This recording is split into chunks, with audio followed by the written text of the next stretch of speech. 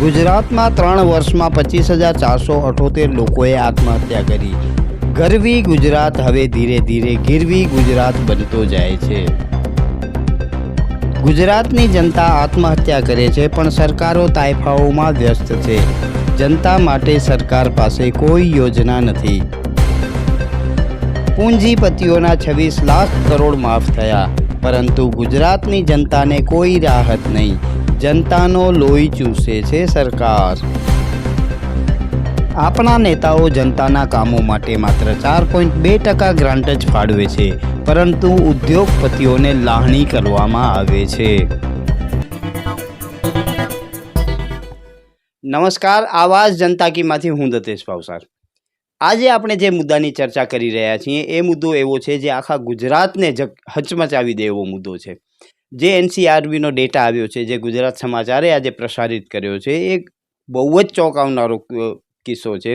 અને ગુજરાતમાં છેલ્લા 3 વર્ષમાં 25,478 જેટલા લોકોએ આત્મહત્યા કરી છે. આ મુદ્દે આપણી સાથે ચર્ચા કરવા માટે અંકિતાબેન છે. અંકિતાબેન, સ્વાગત છે તમારું. અંકિતાબેન, આ આંકડો બહુ જ ચોંકાવનારો આંકડો છે. 3 વર્ષમાં 25,478 લોકોની આત્મહત્યા. એટલે આ ગુજરાત આપણો કઈ તરફ જઈ રહ્યો છે? છેલ્લા અમુક વર્ષોમાં આમ જેને કહે ને કોવિડ પછી ગુજરાતીઓ અને ગુજરાત એ આર્થિક સંકળામણમાં ચાલી રહ્યું છે. એટલે આપણે દિવસ ઉગે અને જેવું આપણે ન્યૂઝપેપર ખોલીએ ને કે આપણે ન્યૂઝ ચેનલ ચાલુ કરીએ એટલે આપઘાત કે સામૂહિક આપઘાતના કિસ્સાઓ આપણે છાસવારે જોઈએ છીએ અને વાંચીએ છીએ અને સાંભળીએ છીએ.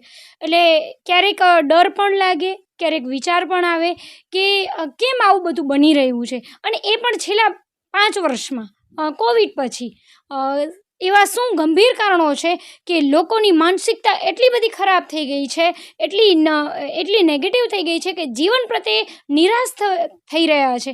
અને એનું સૌથી મને અગત્યનું કારણ એ જ લાગે કે જે આ સરકાર છે, ભારતીય જનતા પાર્ટીની સરકાર, ડબલ એન્જિનની, ક્યારેક ટ્રિપલ એન્જિનની, એ એક ખાઈ ઊભી કરી રહી છે.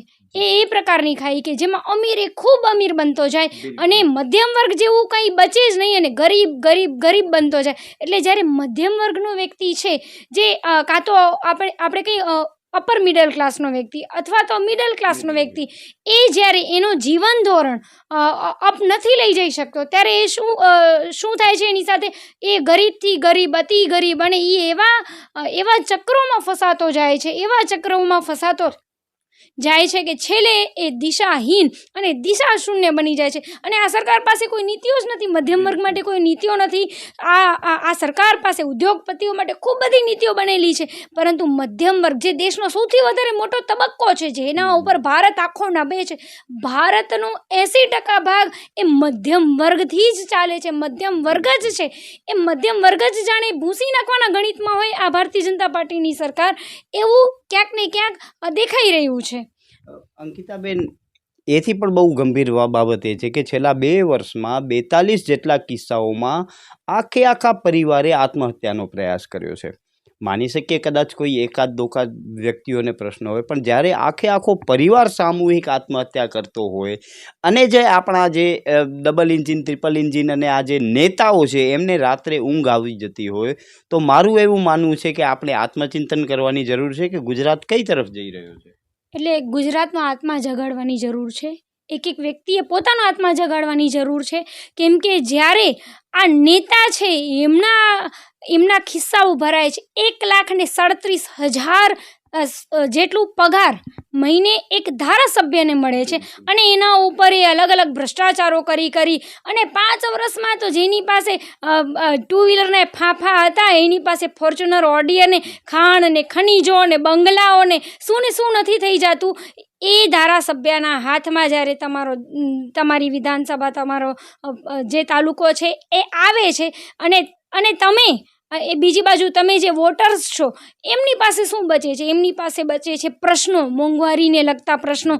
શાળા મોંઘી થઈ ગઈ છે, શિક્ષા વ્યવસ્થા મોંઘી થઈ ગઈ, મોંઘવારીની સાથે સ્વાસ્થ્ય વ્યવસ્થા સુવિધાઓ મોંઘી થઈ ગઈ, ફ્રીમાં સ્વાસ્થ્ય. જો તમે બીમાર છો અને તમારા કિસ્સામાં રૂપિયા નથી ને, તો હવે તો આ સરકારમાં બીમાર લોકોને જીવવાનો જાણે હક પણ નથી. અને આ જે માનસિક ઉત્પીડન છે આ સરકાર ક્યાંક ને ક્યાંક આ કરી રહી છે. અને આ જ કારણો, આવા જ ઘણા બધા કારણોસર જે આપઘાત અને સામૂહિક આપઘાતના બનાવ દિવસે ને દિવસે વધતા જાય છે. આજે દતેશભાઈ, આજના જ દિવસની હું વાત કરું, એક પરિવાર જે ખૂબ આર્થિક રીતે સમૃદ્ધ પરિવાર આપણે જેને કહી શકીએ, એણે વડોદરા પાસે ક્યાંક 6 કરોડના દેવામાં આવી, અને પેટ્રોલ પંપના માલિક છે ખુદ પરિવાર, છતાં પણ 6 કરોડ જેવી માતબર રકમના દેવામાં આવી અને સામૂહિક આપઘાત કરવાનો પ્રયાસ કર્યો. એ ક્યાંક અત્યારે તો સારવાર હેઠળ છે, પરંતુ વિચારવાની વાત તો એ છે કે જ્યારે 6 કરોડનું જે માણસ દેવો કરી શકતો હોય, એવા કેટલા બધા લોકો 6 કરોડ કરો, 60 લાખ કયો, 6 લાખ કયો. હવે તો એવી પરિસ્થિતિ ધીમે ધીમે નિર્માણ થઈ રહી છે કે 6,000 રૂપિયા જેવી નાની રકમ માટે પણ લોકો આપઘાત કરી રહ્યા છે. હમણાં ભુજનો એક કિસ્સો કહું તો એક મર્ડર થઈ ગયું, એ પણ કેવા એક બિલ ભરવાના બાબત જેવી સામાન્ય બાબત માટે.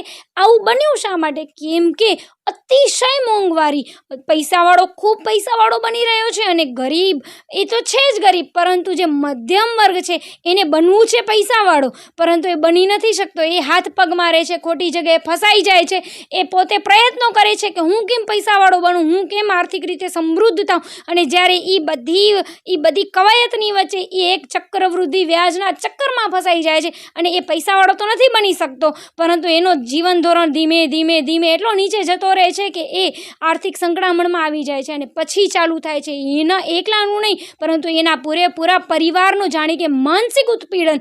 શરૂઆત માનસિક આપઘાતથી થાય છે, શારીરિક આપઘાત તો આપણી સામે અત્યારે આવે છે, પરંતુ એ પરિવાર એક વર્ષ પહેલાં, 6 મહિના પહેલાં, 12 મહિના પહેલાં ઓલરેડી માનસિક આપઘાત કરી જ ચૂક્યો હોય છે. એણે એ માનસિક આપઘાત કરીને જ પછી શારીરિક આપઘાતનો પ્રયાસ કર્યો હોય કે આપઘાત કરી લીધું હોય. માનસિક આપઘાત એટલે શું? હું કહું, માનસિક આપઘાત છે એ છે આ જે પઠાણી ઉઘરાણીઓ કરે છે વ્યાજવાળાઓ.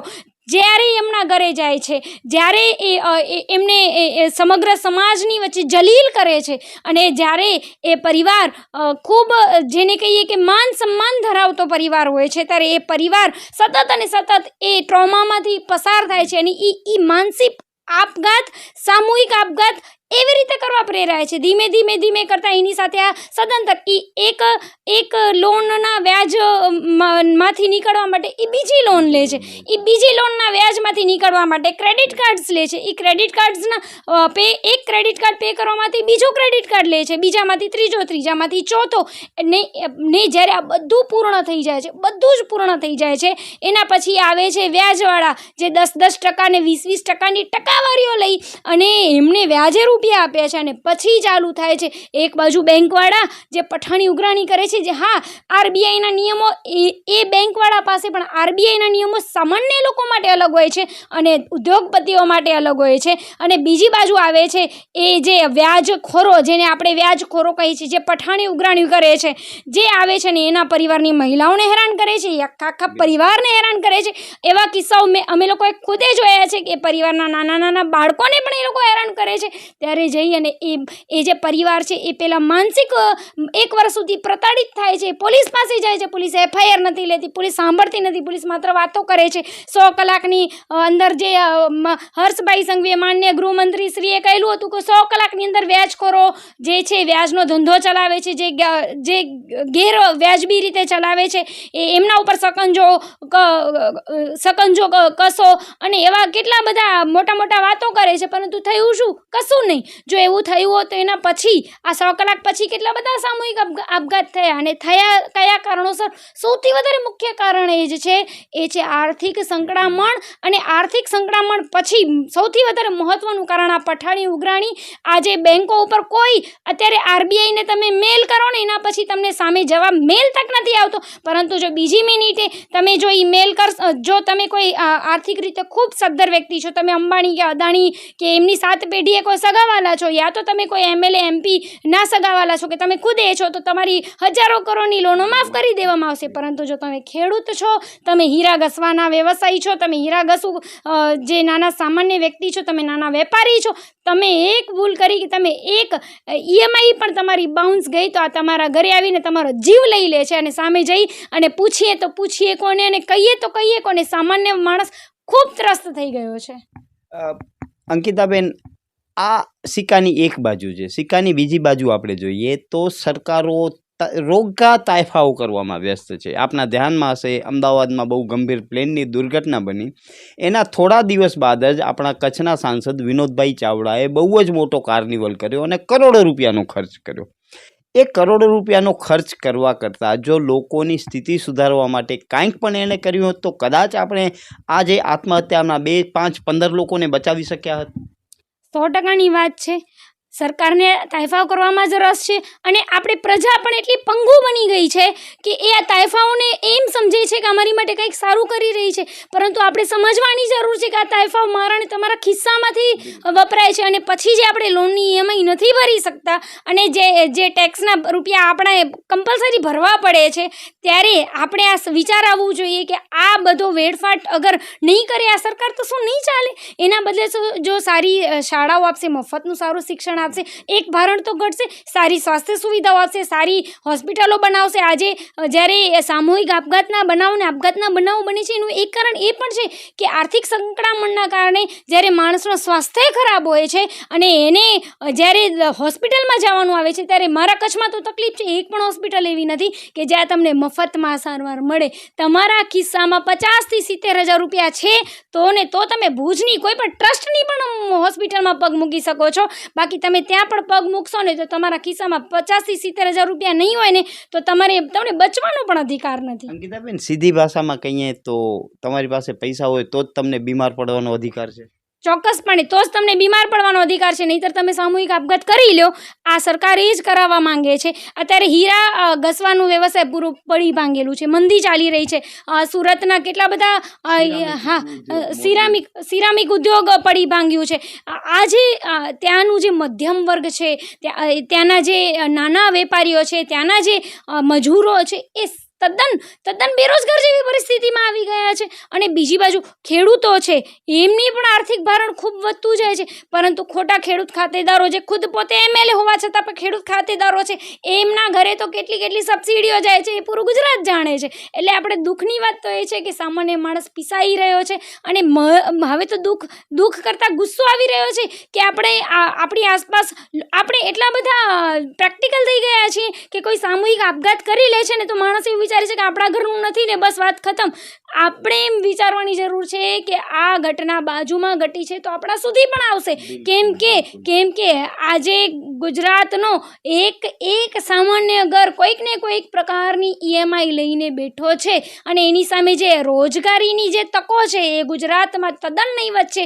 સૌથી વધારે શિક્ષિત બેરોજગારોની સંખ્યા ગુજરાતમાં વધી રહી છે. જો તમે એક બાજુ બેરોજગાર હશો ને બીજી બાજુ તમે જે EMIs વાળી વસ્તુઓ લેવો છો, EMIs ભરવા માટે બીજી EMI, ત્રીજી EMI, એ બધું નથી ભરાતું તો વળી વ્યાજવાળાના ચક્કરમાં પડો છો. અને એ બધું નથી થઈ શકતું તો તમને મળે છે જુગાર રમાવાવાળા, આઈડિયો ચલાવવાવાળા કે જે તમને ટૂંકી લાલચો આપી અને તમને ઓર વધારે આમાં ફસાવે છે. અને પાછું હું તમને એ પણ કહી દઉં કે જે એ આઈડિયોના ધંધા ચલાવે છે એ લોકો ખુદ પણ વ્યાજે રૂપિયા આપે છે કે તમે અમારી પાસેથી 10% વ્યાજે લઈ જાઓ, તમે જુગાર રમો, આઈડિયોમાં રમો, જીતો તો તમારા અને હારો તો જીતો તો હોય જ નહીં ને, આમાં તો હારવાનું જ આવે. હારો એટલે તમે એમના 10% વ્યાજના ચક્કરમાં આવી ગયા. હવે આ બધાનો આ બધી બાબતની આપણા ગુજરાત સરકારને કંઈ ખબર જ નથી. દુઃખની વાત તો એ છે કે જો જ્યાંથી ગુજરાત સરકાર ઈચ્છે તો એક આવા સટ્ટો ચલાવનારા, આવી આઈડિયો ચલાવનારા, આવો વ્યાજનો ધંધો ચલાવનારા આ બધાને પકડી શકે છે. પરંતુ એ નહીં કરે કેમ કે ભાગીદારી જ એમની છે. જો ચાઇના જેવો દેશ ઈચ્છીને પોતાના ત્યાં આવી બધી આઈડિયો બંધ કરાવી શકતો હોય તો આપણે તો ખૂબ વિકસિત આપણે પોતાને કહીએ છીએ, આપણે વિકાસની વાતો, વિશ્વગુરુ બનવાની વાતો કરીએ છીએ. તો આપણે ધારીએ તો આપણા દેશમાં, આપણા ગુજરાતમાં ભવિષ્યમાં આપણે આવી બધી આઈડિયાને બધું બંધ કરાવી શકીએ, પરંતુ એ આપણે નહીં કરાવે. કેમ કે એમાં ક્યાંક ને ક્યાંક આ ભાગ બટાઈ દેશના મોટા મોટા ગજ્જાના નેતાઓને, જે હું ખાસ કહીશ કે ભારતીય જનતા પાર્ટીના નેતાઓના જ ભાગ બટાઈમાં એમનો ભાગ છે. અંકિતાબેન, અગત્યની વાત તમને કહું કે જે ઇલેક્ટ્રોલ બોન્ડનો મામલો આવ્યો હતો, એડીઆરે જે આખો મામલો ઉપાડ્યો અને એ ઇલેક્ટ્રોલ બોન્ડને ગેરકાયદેસર સુપ્રીમ કોર્ટે ગણાવ્યો. સરકારને, બધે સરકાર, હું કોઈ ભાજપની કે કોંગ્રેસની કે તૃણમૂલની કે આમ આદમી પાર્ટીની વાત નથી કરતો, પરંતુ ઇલેક્ટ્રોલ બોન્ડના માધ્યમથી સરકારોને સૌથી વધારે પૈસા દેવાવાળા આ જે ગેમિંગ ઝોનવાળા છે, તો એ આપણા જે આવનારી પેઢી છે એને મોબાઈલના માધ્યમથી જુગાર રમાડીને આપણે જ ખંખેરે છે ને અંતે આ યુવાનો અને આવા ઘરમાં જે લોકો રહે છે એમને આત્મહત્યા સુધી પહોંચાડે છે. ચોક્કસપણે ઇલેક્ટ્રોલ બોન્ડ લઈ અને આ જે સરકાર છે, સત્તા ઉપર જે સરકાર છે, એમણે દેશના યુવાનોના ફ્યુચરને વેચ્યું છે. હું એટલું જ કહીશ કે જ્યારે કોવિડ વખતે કોઈ પાસે ધંધો રોજગારી ન હતી ત્યારે આ સરકારે શું કર્યું? તો આ સરકારે ફાસ્ટ 4Gની સ્પીડ આપી, 4Gની સ્પીડ આપી, સાથે સાથે 299 વાળો રિચાર્જ ચાલુ કર્યો. આ તમે પૂરું સ્કેમ સમજી લેજો, કેમ કે આ સ્કેમના શિકાર તમે નહીં તો તમારી આસપડોશમાં કોઈક બન્યા જશે. મારી આસપડોશમાં છે જ, એટલે જ હું તમને કહું છું કે જ્યારે આ 4Gની સ્પીડવાળું તમને નેટ આપવામાં આવે છે તમને, અને તમે બેરોજગાર છો, તમે ઘરની અંદર છો, તમે શું કરો છો? અને એ જ સમયે તમને ક્રેડિટ કાર્ડ દ્વારા તમને ઘરે કોલ કરી અને કહે છે કે ક્રેડિટ કાર્ડ્સ લઈ જાઓ. એટલે તમને એક બાજુ એ લોકો રૂપિયા આપે છે અને બીજી બાજુ તમને આઈડિયો, જે અલગ અલગ ડ્રીમ11 જેવી કેટલી બધી આઈડિયો કે જેના તો નામો પણ મને નથી ખબર, એવી બધી આઈડિયોવાળા તમને મળે છે ઓનલાઈન, આવા અલગ અને ચાલુ થાય છે એક મોટું સ્કેમ. અને એ સ્કેમ છે તમારી અને મારી યુવાની લઈ લેવાનું. દેશનો યુવાન એટલો પાંગડો બની જાય, એટલો માનસિક રીતે પીડિત થઈ જાય કે આ ચક્કરમાંથી બહાર નીકળી જ ન શકે. ને જો એ બહાર નહીં નીકળે તો આ જે સત્તાધીશો છે એમને જઈને સવાલ કેમ પૂછશે? આ સત્તાધીશોને સૌથી મોટો દુઃખ જ એવા યુવાનોથી છે કે જે જઈને સવાલ પૂછે છે. જો માનસિક રીતે એ જે યુવાન છે અને એ યુવાનની સાથેનો આખો પરિવાર એ જ્યારે એ સ્કેમમાં ફસાઈ ગયો હોય કે એક બાજુ ક્રેડિટ કાર્ડ્સવાળા એને ક્રેડિટ કાર્ડ આપ્યા, એ યુવાને 4Gની સ્પીડમાંથી કે 5Gની સ્પીડમાંથી નેટ ચાલુ કરી એના આઈડિયોમાં કેટલું બધું રમી નાખ્યું, એના પરિવારને ખબર જ નથી ત્યાં, અને હવે એની પાસે રૂપિયા નથી. એટલે એ યુવાન શું કરશે? પછી ધીમે ધીમે વ્યાજવાળા આવે છે, પછી વ્યાજવાળા પાછા એને આઈડિયો પણ આપશે. એટલે એમ કરતાં આખો જે ષડયંત્ર છે એ ગુજરાતના દર ચોથા કે પાંચમા યુવાન સાથે બની રહ્યું છે. કદાચ તમારું બાળક પણ એમાં હશે, તમને ખબર નથી. તમને એવું છે કે મારા બાળકના હાથમાં ફોન છે અને એ કંઈક શીખી રહ્યો છે. તપાસ કરશો તો તમને ખબર પડશે. દતેશભાઈ, મેં તો યુવતીઓને જોઈ છે. અત્યારે 3-4 દિવસ પહેલાં 28 લાખ રૂપિયા એક યુવતી આ આઈડીમાં હારી જાય છે અને એ યુવતી આપઘાત કરે છે. રાજકોટની એ દીકરી છે. 28 લાખ રૂપિયા આઈડીમાં. ને એ છોકરી, એ જે દીકરી છે એ ખુદ બેન્કર હતી, જે તે વ્યવસાય સાથે ન હતી, ખૂબ વેરી વેલ એજ્યુકેટેડ હતી, પરંતુ આ ચક્કરમાં, આ ષડયંત્રોમાં ફસાઈ અને છેલ્લે એને આપઘાતનો રસ્તો અખતિયાર કર્યો. એટલે ક્યાંક ને ક્યાંક આ પૂરેપૂરું જે ષડયંત્ર છે એ જે દેશનો યુવાધન છે, ગુજરાતનું યુવાધન છે, એને માનસિક રીતે ખતમ કરવા માટે છે. અને જો તમે માનસિક રીતે ખતમ થઈ જશો તો તમે આર્થિક રીતે તો ખતમ જ છો. દર્શક મિત્રો, તમે વિચારો, અંકિતાબેને બહુ સરસ વાત કરી યુવાધનની. કેમ કે યુવાન જો પોતાના બાવળામાં જોર પકડશે તો સત્તાને પ્રશ્ન પૂછશે, અને સત્તાને પ્રશ્ન પૂછવાવાળાથી સખત નફરત છે. એ આપણે સંસદમાં પણ જોયું, એ આપણે પત્રકારો સાથે પણ જોયું, એ આપણે અખબારો સાથે પણ જોયું કે જ્યારે અખબારો લખવા ચાલુ કરે છે ત્યારે જેવી ગુજરાત સમાચારની હાલત થઈ, આપણે વાયરની કેવી હાલત થઈ, આપણે એવા અનેક ઉદાહરણો જોયા. અંકિતાબેને બહુ જ સરસ વાત કરી અને હું પણ હંમેશા કહેતો હોઉં છું કે આજે 42 પરિવારના લોકોએ જે આત્મહત્યાના પ્રયાસ કર્યા અને એનામાં જેના મરણ થયા, એ 42 પરિવારની વાત નથી. આવતીકાલે એ પરિવારમાં મારો અને તમારો પરિવાર પણ આવી શકે છે. આ આર્થિક સંકળામણ મારા અને તમારા પરિવારમાં આવશે ત્યારે આપણે જાગશું. હું હંમેશા એક સરસ શાયરી કહેતો હોઉં છું કે જલતે ઘર को देखने वालो फूस का छप्पर आपका है, आग के पीछे तेज हवा है, आगे मुकद्दर आपका है, उसके कत्ल पर मैं भी चुप था, मेरा नंबर अब आया है, मेरे कत्ल पर तुम भी चुपो, अगला नंबर आपका है. અંકિતાબેન, 3 દાયકાઓથી જે સત્તામાં બેઠેલા છે અને આ પરિસ્થિતિમાં પણ દર વર્ષે ગરીબ કલ્યાણ મેળા કરવા પડતા હોય તો મને એવું લાગે છે કે ક્યાંક આપણે આત્મચિંતન કરવાની જરૂર છે કે 30-35 વર્ષથી સત્તામાં તમે બેઠા છો અને તમારી નીતિઓ એવી છે કે ગરીબોને હજી ગરીબ કલ્યાણ મેળા કરીને તમારે વસ્તુઓ આપવી પડે. હું તો એવું કહીશ કે હવે આ સરકારે ગરીબ કલ્યાણ મેળાની સાથે સાથે મધ્યમ વર્ગીય કલ્યાણ મેળા કરવાની જરૂર છે અને સૌથી વધારે તો જરૂર છે જે ઉદ્યોગપતિઓના 26,000 કરોડ જેટલા અલગ અલગ લોનો માફ કરી હવે એના બદલે ઉદ્યોગપતિઓ તો આ પાસે ઘણા બધા રસ્તા છે, એ ક્યાંક ને ક્યાંકથી રૂપિયા કરી જ લેશે, પરંતુ જે દેશના અને ગુજરાતના લોકો છે એમનું અત્યાર સુધીનું જેટલું પણ દેવું એ માફ કરવાની જરૂર છે. અને જે દિવસે જે સરકાર આ કરી ગઈ ને એ દિવસે ખરેખર એ સરકારનું હું વિશ્વગુરુ માનીશ. બાકી બધી ઉદ્યોગપતિઓની જે સરકાર છે એ તમને ક્યારે વિશ્વગુરુ નહીં બનાવી શકે, કેમ કે વિશ્વગુરુ કોને કહેવાય? ગુરુ શબ્દ ક્યાં આવે? અને એ પણ વિશ્વનો, કે જ્યાંનો એક વ્યક્તિ છે ને એ આર્થિક રીતે સમૃદ્ધ હોય. પરંતુ આ ઉદ્યોગપતિની સરકાર એક જ વસ્તુ કરવા માંગે છે કે ઉદ્યોગપતિનું બધું દેવું માફ કરીને એ ઓર વધારે પૈસા કમાય અને તમે કેટલાય માનસિક રીતે હોશિયાર હો, ઇન્ટેલિજન્ટ હો, પણ તમે એમના મજૂર બનીને રહો. જો તમને ખરેખર આશા અને અપેક્ષા છે આ ડબલ ઇન્જિનની ભારતીય જનતા પાર્ટીની સરકાર ઉપર કે વિશ્વગુરુ બનાવશો તો 1 મિનિટ માટે તમે તમારા ગયા અમુક વર્ષોનું તારણ કાઢી લેજો અને વિચારજો કે તમે શું એક પણ EMI નથી ભરી, અને જો તમે એક EMI નથી ભરી તો તમારી સાથે શું ઘટનાઓ ઘટી છે. પરંતુ જો તમારી સાથે આ ઘટનાઓ ઘટી છે તો બીજી બાજુ ઉદ્યોગપતિઓ સાથે આ ઘટનાઓ કેમ નથી ઘટી? જો એનો સીધો મતલબ એ જ છે કે વિશ્વગુરુ એ માત્ર ઉદ્યોગપતિઓને બનાવવા માંગે છે. કોઈ દેશને અને દેશ પ્રેમને ને દેશવાસીઓને આ બધી કહેવાને સાંભળવાની વાતો છે. જે દિવસે એ વિશ્વગુરુ આપણે બનવાના આગળ વિચાર કર્યો ત્યારે દેશનો એક વ્યક્તિ ખુશ હશે, એક વ્યક્તિ દેવા મુક્ત હશે. જો જ્યારે દેવો મુક્ત કોઈ પણ જે પ્રજા થઈ ગઈ ને દતેશભાઈ, ત્યાં આપઘાતની જે શક્યતાઓ છે ને 0.01% થઈ જશે. કેમ કે સૌથી મોટી તકલીફ જ અત્યારે દતેશભાઈ, તમે માનસિક રોગની જે દવાઓના જે ડૉક્ટર્સ છે ને એમની પાસે જાઓ ને તો ત્યાં બહુ લાંબી લાઈનો છે. હું અહીંયા આપણા કચ્છના ડૉક્ટર્સની વાત કરું, એ ક્યારે? કેમ કે આર્થિક સંકળામણમાં લોકો માનસિક રીતે થાકી ગયા છે, માનસિક બીમાર થઈ ગયા છે. અને જ્યારે માનસિક બીમાર થાય છે ત્યારે એક વ્યક્તિ નથી થતો, એનો આખો પરિવાર થઈ જાય છે. અને એવો કોઈ યુવાન નથી હોતો કે જેને આ બધું કરવામાં રસ હોય છે. પરંતુ આ એક ઝાડ છે અને આ ઝાડમાં ગુજરાત અને દેશનો યુવાન ફસાઈ રહ્યો છે. અને માત્ર એક યુવાન નહીં પરંતુ એનો પૂરેપૂરો પરિવાર ફસાઈ રહ્યો છે. અંકિતાબેન, આપણે ઘણી બધી જગ્યાએ જોઈએ, તમે એક EMIની વાત કરી, પરંતુ ઉદ્યોગપતિઓના 6,000 કરોડ રૂપિયા બાકી હોય અને બેંકો 300 કરોડ 400 કરોડમાં સેટલમેન્ટ કરી લે, જ્યારે મારા અને તમારા 1,000 2,000 કે 15,000ની EMI બાકી હોય તો આપણા ઘરની બારે તો બાઉન્સરો પહોંચી આવે છે.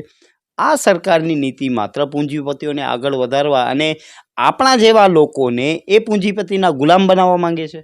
ચોક્કસપણે. એટલે જ આપણે પ્રજાએ જાગૃત થવાની જરૂર છે, સવાલ પૂછવાની જરૂર છે કે જો દેશના એક પણ ઉદ્યોગપતિનો દેવો માફ થઈ શકતો હોય તો દેશના 44 કરોડ કે 144 કરોડનો દેવો કેમ માફ ન થઈ શકે? હું તમને એટલું કહું કે દેશના 144 કરોડ લોકોનો તો દેવો નહીં જોઈએ. પરિવાર તમે ગણીને ચાલો તો કંઈ એમાંથી ચલો આપણે 50% ગણીએ તો પણ એક ઉદ્યોગપતિ કરતાં તો ઓછું જ હશે. જો ઈચ્છે ને તો પૂરેપૂરો દેશના જે મધ્યમ વર્ગ છે કે જે ગરીબ વર્ગ છે એ દેવા મુક્ત થઈ અને શાંતિથી જીવી શકે છે. પરંતુ આ સરકાર એ નથી ઈચ્છતી. જો તમારો મગજ દેવામાંથી બહાર નીકળ્યો તો તમે ચક્રવૃદ્ધિ વ્યાજોમાંથી બહાર નીકળી ગયા, તમે આ આઈડિયો ચાલે છે એમાંથી બહાર નીકળી ગયા, તમે એ લાલચથી બહાર નીકળી ગયા, તમે એ રેસથી બહાર નીકળી ગયા જે રેસમાં એ તમને દોડાવી અને છેલ્લે તમને હંફાવવા માંગે છે, ને હંફાવી અને તમને એમના મજૂર બનાવવા માંગે છે. જે તમને અને તમારા જેવા ને મારા જેવા કેટલા યુવાનોને સમજવાની જરૂર છે કે આ જે સરકાર છે એ આપણી સાથે શું કરી રહી છે. તમે ભલે આ ભારતીય જનતા પાર્ટીના પેજ પ્રમુખ હો કે તાલુકા પ્રમુખ હો કે શહેર પ્રમુખ હો કે જિલ્લા પ્રમુખ હો, અરે તમારો અંદર જો આત્મા જીવતો હોય ને તો તમે ખુદને સવાલ પૂછજો કે આ બધા ચક્કરમાં તમે પોતે ક્યાં છો? હું નામ નહીં આપું દતેશભાઈ, ભુજના જ ખૂબ જેને કહીએ આપણે ખૂબ નામચીન વ્યક્તિ, એમના દીકરા ઉપર પણ આવા બધા બનાવો બનેલા જ છે. અને આ તો ઠીક છે કે એમની પાસે આર્થિક સંકળામણ ન હતી, પણ ન હતી તો ભવિષ્યમાં નહીં થાય એવું તો છે નહીં. આજે નહીં તો કાલે ભવિષ્યમાં પણ થવાની છે. આપણે વિચારવાની જરૂર છે કે આપણે આપણો આત્મા જગાડવો છે કે આપણે આત્મહત્યા કરવી છે. હવે આત્મા જગાડવાનો સમય આવી ગયો છે. અંકિતાબેન, ઓપરેશન સિંદૂરના નામે નરેન્દ્ર મોદી ભુજમાં આવ્યા, ગુજરાતમાં ઘણી બધી જગ્યાએ એની ચર્ચા મૂકીને ભુજમાં જ્યારે આવ્યા છે ત્યારે એમના રોડ શો અને સભા માટે ઓછામાં ઓછો 200 થી 300 કરોડ રૂપિયાનો ખર્ચ થયો છે. 200 થી 300 કરોડની જો વાત કરીએ તો કચ્છ જિલ્લાના બધાય ખેડૂતોના દેવા માફ થઈ શકે એવી સ્થિતિ છે. એ અગત્યનો નહોતો કે એ ખેડૂતોના દેવા માફ થાય, આવા તાયફાઓ થાય એના કરતાં? અગત્યનું તો એ હતું જ, પરંતુ જગતના તાતને જો આ સરકાર બચાવવા ન માંગતી હોય તો સમજી લેવાની જરૂર છે કે આપણે ખૂબ ગંભીર પરિસ્થિતિમાં આવી ગયા છીએ. ઉદ્યોગપતિઓને વાયા થઈ અને જ્યારે આપણા સુધી અનાજ પહોંચતું હોય ત્યારે સમજી લેવાની જરૂર છે કે આ સરકાર ખેડૂતોની પણ નથી, આ સરકાર કિસાનોની નથી, આ સરકાર જવાનોની નથી, આ સરકાર માતાઓની નથી, આ સરકાર મહિલાઓની નથી, આ સરકાર દેશના યુવાનોની નથી. આ સરકાર માત્ર ને માત્ર એ ઉદ્યોગપતિઓથી અને ઉદ્યોગપતિઓ દ્વારા ચાલતી સરકાર છે. માટે હવેથી આ સરકારને જો કોન્સ્ટિટ્યુશનમાં ક્યાંક ફેરફાર થાય તો લોકશાહીમાંથી બદલી અને ઉદ્યોગપતિશાહી કરવાની જરૂર છે. કેમ કે જો લોકશાહી હોત તો લોકો આટલા સામૂહિક આપઘાત ન કરતા હોત. લોકશાહી હોત તો આના ઉપર અત્યાર સુધી સંસદમાં સવાલો પૂછવામાં આવ્યા હોત. લોકશાહી હોત તો વિધાનસભામાં સવાલો પૂછવામાં આવ્યા હોત કે દેશના લોકો દિવસે ને દિવસે અને ગુજરાતના લોકો દિવસે ને દિવસે કેટલા આર્થિક પાયમાલ થઈ ગયા છે, કયા કારણોસર આર્થિક પાયમાલ થઈ રહ્યા છે, શું કારણો છે, એની ક્યારે ચર્ચા પણ જો વિધાનસભા કે સંસદમાં ના થતી હોય ત્યારે આપણે વિચારવાની જરૂર છે કે આપણે કોનો ઝંડો લઈને ફરીએ છીએ. અંકિતાબેન, હવે 2 દિવસ પહેલાં જ આપણે સ્ટોરી બનાવેલી હતી કે જે સાંસદોને આપણે ચૂંટીને મોકલાવ્યા છે તેમણે તેના ફંડમાંથી માત્ર 4.2% જ વાપર્યા છે. એનો મતલબ એ છે કે લોકોની સુખાકારી માટે આ લોકોએ કોઈ જ કામ નથી કર્યા. એમણે કરેલા કામોની ભલામણોમાં પણ કામ નથી થયા, પરંતુ એમના પોતાના કામ થયા છે. એમના ખનીજના કામ ચાલુ છે, ચોરીના કામ ચાલુ છે, ખાણ ખનીજમાં ચાલુ છે, ટ્રાન્સપોર્ટેશનના ચાલુ છે, હોટલોના ધંધાઓ ચાલુ છે. આ સાંસદો પોતાના ધંધા સેટલ કરી અને કમાઈ રહ્યા છે, પરંતુ જનતા માટે ખાલી 4.2%. ક્યાંક આપણે ચૂંટીને મોકલાવ્યા છે એ સાંસદો અને ધારાસભ્યો પણ જવાબદાર છે, કેમ કે આ પરિસ્થિતિનું નિર્માણ ન થાય એના માટે તો આપણે એમને વોટ આપીને સંસદમાં અથવા વિધાનસભામાં મોકલ્યા છે.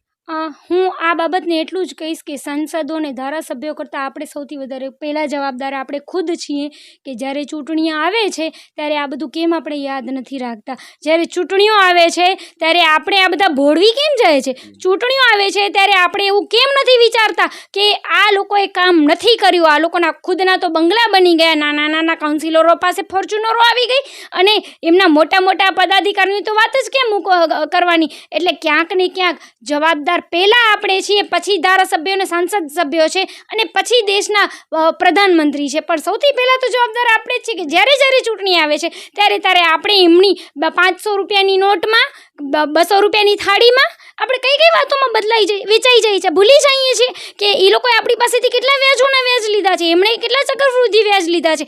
આપણે વોટ્સઅપ ઉપર ફરતા ખોટા મેસેજીસને પણ સાચા માનીને બેસીએ છીએ, પરંતુ આપણે એ નથી જોતા કે આપણા ઘરના ખર્ચાનું શું. આપણે આપઘાત કરવાના કેટલી વાર વિચાર આવ્યા. ગુજરાતનો કોઈ એવો એક ઘર દેખાડી દો કે જેના ઘરમાં ક્યારેક ને ક્યારેક આ પ્રશ્નો હમણાં છેલ્લા 4 વર્ષમાં ના થયા. ગુજરાતનો એક ઘર નહીં હોય જે સામાન્ય વર્ગ છે, મધ્યમ વર્ગ છે, એમાં કોઈક ને કોઈક વ્યક્તિ આપઘાત કરવાનો વિચાર કરે છે. વિચાર ક્યારે કરે છે? હું એ વિચાર કરનારાઓને અહીંયાથી કહું છું કે મરવું તો કાલે છે ને આજે છે, તો આપણે હાથમાં જગાડીને મરીએ.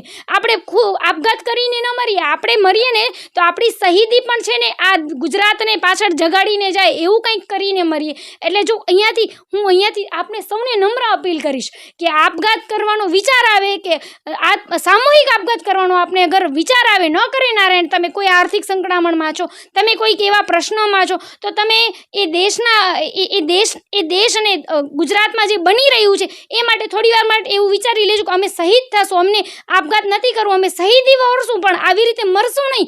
અમે સામી છાતીએ લડશું. અમે એક વ્યક્તિ પાસે જઈને એમનો આત્મા જગાડીશું, અમે મરીશું નહીં. અને જ્યારે તમે કોઈકની માટે કંઈક કરી ગયા ને ત્યારે તમારા જેવા કેટલાય બચી જશે. એટલે મરવાનો વિચાર, આત્મહત્યા કરવાનો વિચાર માંડી વાળો, આત્મા જગાડો તમારું અને તમારી આસપાસના લોકોનું કે જે આવા બધા ચક્રોમાં ફસાયેલા છે, એવા બધા પ્રશ્નોમાં ફસાયેલા છે ને એની બીજી બાજુ જ્યારે સાંસદ સભ્યો છે કે વિધાનસભાના જે આપણા બધા અધિકારીઓ છે, પદાધિકારીઓ છે, MLAs છે, એ બધા પાસે બધું જ છે ને સામાન્ય માણસ શું કામ આપઘાત કરી રહ્યો છે? મેં તો એક પણ સાંસદને આપઘાત કરતા નથી જોયો. બોલો, નથી મેં કોઈ એક પણ MLAને આપઘાત કરતા જોયો, નથી મેં કોઈ મુખ્યમંત્રીને આપઘાત કરતા જોયો. ખરેખર તો આ બધાને આપઘાત કરવાની જરૂર છે. જો આમાંથી કોઈ કે આત્મહત્યા કરી લીધી હોત ને તો ખબર પડત કે દેશ કેટલો તકલીફમાં છે, પરંતુ એ કોઈ નહીં કરે, કેમ કે એ કોઈ તકલીફમાં નથી. તકલીફમાં છે સામાન્ય માણસ, અને વિચારવાનું પણ સામાન્ય માણસને છે કે હવે આવનારા સમયમાં આપણે આત્મહત્યા કરવી છે કે આપણે આ લોકો પાસેથી આત્મહત્યાઓ કરાવડાવી છે, કે એ લોકોને ખબર પડવી જોઈએ કે જ્યારે આર્થિક સંકળામણ થાય છે, જે અત્યારે તમે જેમના હાથમાં રાજગદ્દીઓ આપી દીધી છે ને એમની રાજગદ્દીઓ ઉપરથી ઉતારી અને એમને દેખાડવાની જરૂર છે કે સામાન્ય માણસ જીવે છે તો ક્યારેક કેટલી તકલીફમાં જીવે છે. દર્શક મિત્રો, 5 ટ્રિલિયન ઇકોનોમીની વાત થઈ, વિશ્વગુરુ બનવાની વાત થઈ, વાતો તો ઘણી બધી મોટી થઈ, પરંતુ આ જે વાતો કરવાવાળાની બુદ્ધિએ દેવાળો ફૂંકી દીધો છે. 5 ટ્રિલિયન ઇકોનોમીની વાત થઈ, પરંતુ હેપીનેસ ઇન્ડેક્સમાં 150ની ઉપર ભારતનો નંબર આવે છે. પ્રેસ ફ્રીડમમાં પણ 148મો નંબર આવે છે. આ જે આપણે આંકડાઓ જોઈએ છીએ, આપણે જે GDPની વાત કરીએ, પર કેપિટા ઇન્કમ, ભારતનો નાગરિક અમેરિકા અને ઓસ્ટ્રેલિયાના નાગરિકના 10મા ભાગમાં પણ નથી. શું વાતો કરવી આપણે વિશ્વગુરુની ને 5 ટ્રિલિયન ઇકોનોમીની? ભારતનો છેલ્લો નાગરિક સુખી નથી થતો ત્યાં સુધી આ એકે વાતોનો કોઈ જ મતલબ સરતો નથી. અંકિતાબેન, આ બધે ચર્ચાઓમાં એક અગત્યની ચર્ચા એ છે કે છેલ્લા અમુક વર્ષમાં જે રોજમદારો છે એમનો આત્મહત્યાનું પ્રમાણ વધ્યો છે. લગભગ 16,862 જેટલા લોકોએ આત્મહત્યા કરી છે, અને એમનો જે આત્મહત્યાનો પ્રમાણ છે એ 50.44% વધ્યો છે. એટલે આ રોજમદારો, એનો મતલબ એ છે કે ગરીબ અને મધ્યમ વર્ગ, અપર મધ્યમ વર્ગમાં તો આવશે નહીં, તો એમનો આત્મહત્યાનો પ્રમાણ વધ્યો છે. એનો મતલબ એ છે કે એના પરિવારમાં બીજો કોઈ કમાવાળો નહીં હોય, એટલે એની એક વ્યક્તિની આત્મહત્યા મતલબ કે આખા પરિવારની આત્મહત્યા માની શકાય. ચોક્કસપણે એનું મેં તમને પહેલાં જ કહ્યું, એનું મુખ્ય કારણ એ જ છે કે જે રોજંદારો છે એ ક્યાંક ને ક્યાંક નોકરી કરે છે, એ ક્યાંક ને ક્યાંક નાની મજૂરી કરે છે. જ્યારે એના ઉપરનો જે મધ્યમ વર્ગનો વ્યક્તિ છે, એ વેપારી છે, એ પડી ભાંગે છે તો એને છૂટો કરી દે છે. એટલે જે એ પરિવાર, એ એક વ્યક્તિ નથી છૂટો થતો, એ આખો પરિવાર આર્થિક સંકળામણમાં આવે છે. એટલે ક્યાંક ને ક્યાંક સમજવાની વસ્તુ છે કે આ બન્યું કેમ કે જ્યારે મેં કહ્યું ને ફરીથી કે 2020માં કોવિડ આવ્યું, એના પછી જે ઇકોનોમી બહુ ફાસ્ટ ચાલી રહી છે, અને જેમાં આપણે 4G આવ્યું ને એની સાથે એમેઝોન ને ફ્લિપકાર્ટ ને એવા કેટલા બધા મોટા સ્ટોર્સ આવી ગયા, અને એ બધા ઇન્ટરનેશનલ ઇકોનોમીને લાભ કરાવે છે. એ મને ને તમને કોઈ લાભ નથી કરાવતા. હવે જ્યારે નાનો વેપારી છે, એની પાસે રોજંદાર તરીકે કોઈ વ્યક્તિ નોકરી કરે છે, એ વેપારી પોતે આર્થિક સંકળામણમાં છે, એ રોજંદાર ઉપર જે વ્યક્તિ નોકરી કરે છે એને શું કરશે? જ્યારે એ સંકળામણમાં છે, થોડોક ટાઈમ એને સાચવશે, પરંતુ પછી એ વધારે જો એની પાસે વેપાર જ નહીં આવે નાના વેપારી પાસે, તો એ શું કરશે?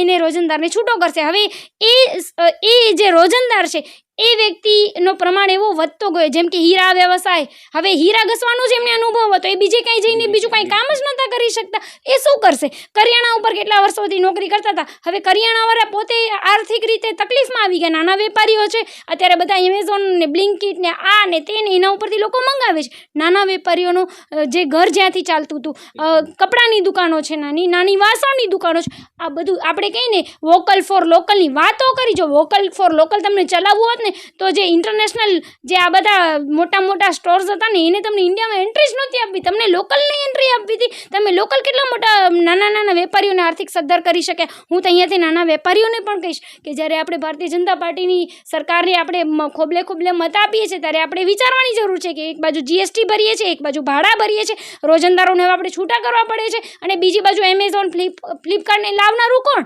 આ બધા જે ઓનલાઈન માધ્યમો આવ્યા, એમણે દેશની ઇકોનોમીમાં જે નાનો મધ્યમ વર્ગ હતો એને સાવ પડી ભાંગ્યો, અને એની સામે એ પડી ભાંગ્યો એટલે એણે રોજંદારોને છૂટા કરવાના ચાલુ કરી નાખ્યા. અને રોજંદાર એક છૂટો થાય છે ત્યારે એક તકલીફમાં નથી આવતો, એનો આખો પરિવાર આવે છે.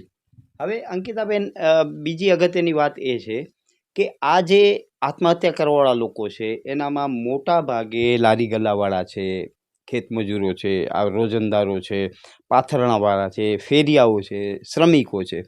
હવે આ લોકોની સ્થિતિ ખરાબ થાય છે, એનો મતલબ એ છે કે જે દેશનો નીચલો વર્ગ છે એની સ્થિતિ તો અત્યંત ખરાબ છે.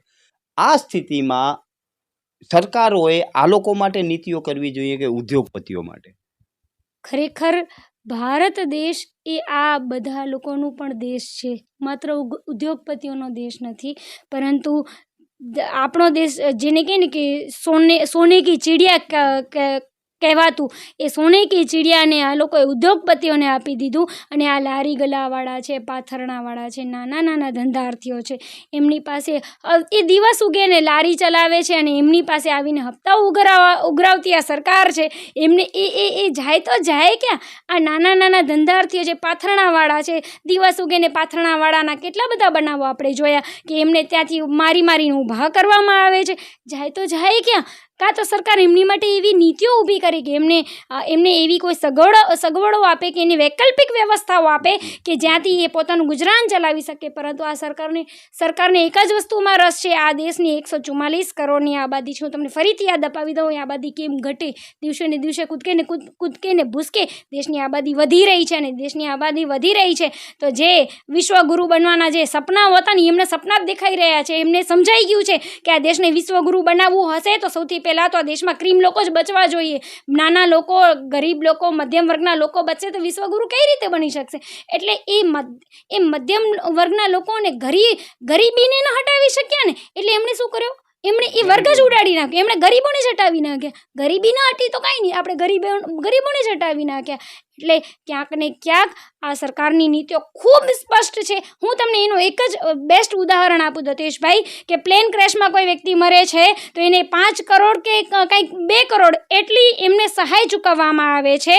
અને એ જ વ્યક્તિ જો પુલ ઉપરથી મરે છે તો 2 લાખ રૂપિયા મળે છે. અને જો બીજે કાંઈ હજી કોઈ નાની જગ્યાએ એનું અકસ્માત થાય છે તો એને 50,000 રૂપિયા આપવામાં આવે છે. એટલે એનો સીધો મતલબ એવું થઈ ગયું ને કે તમે પ્લેન ક્રેશમાં મર્યા તો તમે દેશ માટે ખૂબ જરૂરી વ્યક્તિ હતા. પરંતુ જો તમારો તમે ગંભીરા જે હમણાં દુર્ઘટના થઈ એમાં જો તમારું મૃત્યુ થયો તો તમે દેશ માટે ઓછા જરૂરી હતા. એટલે તમને 2 લાખ કે 5 લાખ રૂપિયા આપવામાં આવ્યા. એનો સીધો મતલબ એ થાય છે કે આ સરકાર માત્ર ને માત્ર ઉદ્યોગપતિઓની સરકાર છે ને ઉદ્યોગપતિઓને જ આગળ લઈ જનારી સરકાર છે.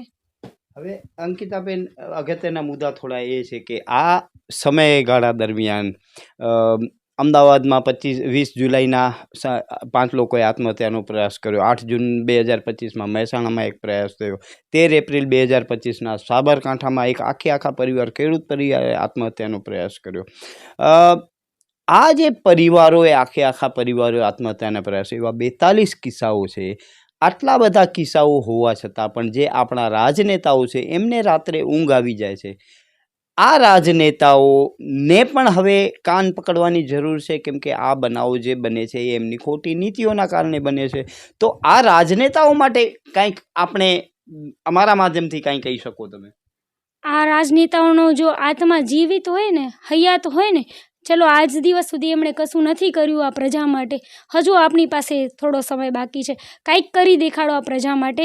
જે પ્રજાએ તમને મત આપ્યા હતા, જેમણે વિશ્વાસ જતાવ્યો હતો, તમે એમને મારી રહ્યા છો. તમે એમના આખા પરિવારને ખતમ કરી રહ્યા છો. અને જ્યારે તમારી મદદ માંગવા આવે છે ત્યારે તમે હાથ ઊંચા કરી નાખો છો, તમે ફોન નથી રિસીવ કરતા. ત્યારે આ રાજનેતાઓને આ માધ્યમથી કહેવાની જરૂર છે કે આ મુદ્દાની ચર્ચા વિધાનસભામાં થવી જોઈએ કે ગુજરાતમાં આટલો આર્થિક રીતે સમૃદ્ધ મારો ગુજરાત કેમ એવી પરિસ્થિતિમાં આવી ગયું છે કે અહીંયા લોકો અંદરની અંદર સોસવાઈ રહ્યા છે? કેમ મધ્યમ વર્ગના લોકો દિવસ ઉગે અને હવે આપઘાત અને સામૂહિક આપઘાત કરી રહ્યા છે? અને આ ચર્ચા જો આવનારા સત્રમાં વિધાનસભામાં નથી થતી તો સમજી જાજો કે વિધાનસભામાં ચૂંટાયેલા જેટલા પણ સદસ્યો છે સત્તા પક્ષ સાથેના, એ બધાનો તો આત્મા મરી પરવાર્યો છે. હવે તમને નવા વ્યક્તિઓની જરૂર છે કે જેમનો આત્મા તમારી સાથે જીવિત છે અને જે ઈચ્છે છે કે એમની સાથે તમે પણ જીવો અને જીવીએ અને આપણે સૌ સાથે મળીને આપણા ગુજરાતને બહેતર ગુજરાત બનાવી. હયાત હશું, ફરીથી યાદ અપાવું, હયાત હશું, જીવિત હશું ને તો બદલાવી શકીશું. આપણે આપઘાત કરી લીધો કે આપણે સામૂહિક આપઘાત કરી લીધો તો આપણે કંઈ બદલાવી નહીં શકીએ. માટે જીવિત રહો, લડતા રહો. લડનારા વ્યક્તિ જ આ ગુજરાતને આ પરિસ્થિતિમાંથી કાઢી શકશે. જો આપણે આપઘાત કરી લીધો તો બાજુનો પરિવાર પણ ક્યારેક ને ક્યારેક આપઘાત કરી જ લેશે. એટલે આપઘાત કે સામૂહિક આપઘાત એ કોઈ આનો રસ્તો નથી. રસ્તો એકમાત્ર છે કે જેને તમે રાજસિંહાસન સોંપેલું છે એમની પાસેથી ઝૂંટવી અને સામાન્ય લોકોને રાજસિંહાસન આપો, જે તમારા દર્દમાં, તમારા દુઃખમાં ખુદ સહભાગી બન્યા છે, ખુદ તમારા જેવા દર્દ અનુભવીને તમારી સાથે આવેલા છે, એ લોકોના હાથમાં હવે સત્તા સોંપવાની જરૂર થઈ ગઈ છે. જે પરિવારવાદથી જે આપણે પેઢીઓથી આવતું રહ્યું છે એ રાજકારણને હવે ઉખેડી ફેંકવાની જરૂર છે. ખરેખર ગુજરાતના જેટલી વિધાનસભાઓ છે એ પૂરી વિધાનસભાઓમાં જેટલી નગરપાલિકાઓ જેટલા ચૂંટાયેલા સભ્યો સદસ્યો એ બધામાં હવે પરિવર્તનની જરૂર છે. એક વ્યક્તિના આત્મા જગાડવાની જરૂર છે. જો આપણે એ નથી કરી શક્યા ને તો એ આપણે ભૂલી જઈએ કે આજે સામૂહિક આપઘાત 42 કર્યો છે, આવનારા સમયમાં 420 થઈ જશે ને 42 થઈ જશે. આપણે કાંઈ નહીં કરી શકીએ. દર્શક મિત્રો, આજે સામૂહિક આપઘાતની વાત કરી, આ 2 પાના ભરેલા છે, પરંતુ સમયના અભાવે આ બધાની ચર્ચા નથી કરી શકતા. હવે અંકિતાબેન મુખ્ય એના કારણ ઉપર આવીએ, કેમ કે આ જે કારણો છે, આર્થિક સંકળામણમાં નાની મોટી ધંધામાં નુકસાની જાય, એના પછી ફાઇનાન્સવાળા પઠાણી ઉઘરાણીઓ કરે, વ્યાજખોરોના ત્રાસ, બેંકોવાળા બાઉન્સરો મોકલાવે. આ પરિસ્થિતિમાં સામાન્ય વ્યક્તિ માટે આરબીઆઈએ કેટલાય કાયદા બનાવ્યા છે, પરંતુ એ બધે કાયદા અભેરાઈ ઉપર ચડી જાય છે, જ્યારે માલેતુજાર લોકો છે, આ વ્યાજખોરો છે, ફાઇનાન્સવાળા છે, એ લોકોની દાદાગીરીથી જ આ લોકો આત્મહત્યા કરે છે. ચોક્કસપણે કાયદાઓ તો ખૂબ બધા બનેલા છે, પરંતુ કાયદાનું પાલન કોણ કરે છે? અને હું આ માધ્યમથી એ પણ કહીશ કે આરબીઆઈ બનાવેલા કેટલા બધા કાયદાઓ છે કે જેમાં તમારા ઘરે કયા સમયે આવી શકે, કયા સમયે કોને મોકલી શકે, ક્યારે થર્ડ પાર્ટીને મોકલી શકે. આપણે જાગૃત નથી ને એટલે આપણે આપઘાત કરી રહ્યા છીએ. સૌથી પહેલાં જાગૃત થઈએ, પછી એક પણ માઈનો લાલ તમારા ઘરે આવીને ઊભો રહે. તમે જાગૃત થાવ. તમારા પાસે મોબાઈલ છે ને, મોબાઈલમાં માત્ર ટાઈમપાસની રીલો ન જુઓ, જાગૃત થાવ. એવા લોકોને સાંભળો કે જે ખુદ જાગૃત છે, જે તમને રસ્તો દેખાડી શકે છે કે આમાંથી નીકળવાના રસ્તા છે. જો ઉદ્યોગપતિને રસ્તો મળી જતો હોય તો ગુજરાતના સામાન્ય નાગરિકને એ રસ્તો કેમ ન મળે? જો એ છટકબારી ઉદ્યોગપતિઓને મળતી હોય તો એ છટકબારી ગુજરાતના નાગરિકોને પણ મળી શકે છે, પરંતુ એ છટકબારી શોધવાની કોને છે? આપણે ખુદને. મરવા કરતાં એ છટકબારી શોધીએ, એ સવાલો ઊભા કરીએ, એ સવાલો પૂછીએ. એ બેંક અધિકારીઓને, એ બાઉન્સરોને, એ વ્યાજ પઠાણી ઉઘરાણી કરનારાઓને તમારી એફઆઈઆર નથી લેતા, એ પોલીસ અધિકારીઓને, પોલીસ અધિકારીઓ નથી લેતા એફઆઈઆર, એના ઉપલી અધિકારીઓને એ નથી લેતા કોર્ટને. અરે છેલ્લે જીવતા હશું ને તો ક્યાંક ને ક્યાંક લડી લેશું, પણ મરી ગયા ને તો ક્યાંય નહીં લડી શકીએ. એટલે જીવતા હશું તો જ લડી શકશું. એટલે એનો એકનો એક હલ છે કે લડતા રહો. લડશો ને તો જીવશો. હવે જંગલ રાજ થઈ ગયું છે દતેશભાઈ. જે લડી શકે છે ને એ જ અહીંયા જીવી શકે છે. બાકી આ રેલો આજે કોઈકના ઘરે આવે છે તો કાલે તમારા ઘરે આવશે અને આવશે જ. માત્ર જાગૃતતા લાવો. ખુદ જાગૃત થાવ, ખુદના પરિવારને જાગૃત કરો કે આપણા રાઇટ્સ શું છે. આપણા ત્યાં પઠાણી ઉઘરાણી કરવા કોઈ આવે છે તો આપણે કોને કોલ કરવો જોઈએ? આપણી પાસે કયા ક્રેડિટ કાર્ડ્સ છે અને એની ઉઘરાણી કોઈ જો ખોટી રીતે કરે છે તો આપણે જઈ એની સામે આપણે કઈ કલમો લગાડી શકીએ, આપણે એની સામે જઈ એને શું સવાલો પૂછી શકીએ, એ બધું જ ઓનલાઈન અવેલેબલ છે. પણ આપણે ટાઈમપાસની રીલો જોવામાં ને ટ્રેન્ડ્સ જોવામાંથી જ ઊંચા નથી આવતા. એટલે આપણે આ બધું શીખવાની જરૂર છે. ગુજરાતના લોકોને, ખાસ તો ગુજરાતના એ યુવાધનને કે જે રીલ્સમાં બીજું ઘણું બધું જોઈ સમજે છે, તો એને આ સમજવાની જરૂર છે કે આપણા અધિકારો શું છે. આપણે જો આવા કોઈ તકલીફમાં આવીએ છીએ તો આનો રસ્તો શું છે? મૃત્યુ એ ક્યારે વિકલ્પ નથી હોતો. મરવું, આપઘાત કરવું એ ક્યારે વિકલ્પ નથી હોતો.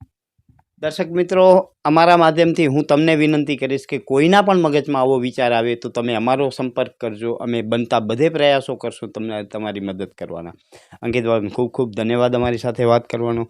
તો દર્શક મિત્રો, અંકિતાબેને અને જે છણાવટભરી ચર્ચા કરી એનામાં મુખ્યત્વે આપણે એવું જ માન્યું છે કે આ સરકારોની નીતિઓ છે, ગમે એ સરકાર હોઈ શકે, એ નીતિઓ જનતા માટે નથી, પરંતુ એ નીતિઓ પૂંજીપતિઓ માટે છે.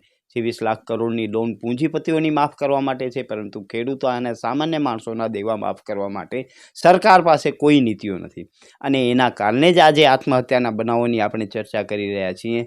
એ ચર્ચાના અંતે આપણે આ નિષ્કર્ષ ઉપર જ પહોંચીએ છીએ કે સરકારની નીતિઓ, ઢીલીઢાલી નીતિઓ, એના કારણે જ લોકો હેરાન થાય છે અને અંતે આવા પગલાં ભરે છે. નમસ્કાર, આવાજ જનતા કીમાંથી હું દતેશ ભાવસાર. તમને અમારી સ્ટોરી સારી લાગે તો લાઈક કરો, સારી ન લાગે તો અમને સૂચન આપો, પરંતુ સબસ્ક્રાઈબ કરજો જરૂર. નમસ્કાર.